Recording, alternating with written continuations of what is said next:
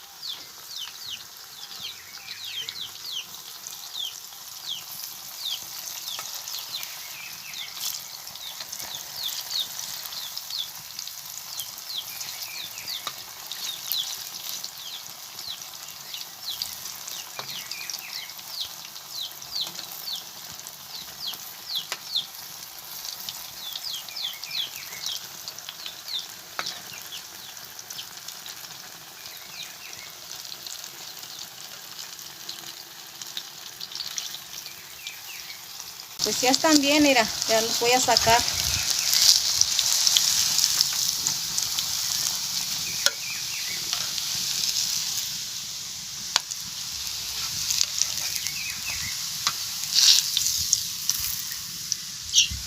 Pues así quedaron mis plátanos fritos. Si gustan así van a ser también. Sabe bien rico con azúcar y con cafecito uno va a ir a acompañar.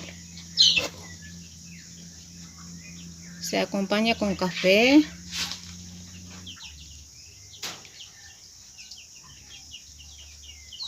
Y gracias que ven mis videos. Y les invito a que sigan viendo en mi canal.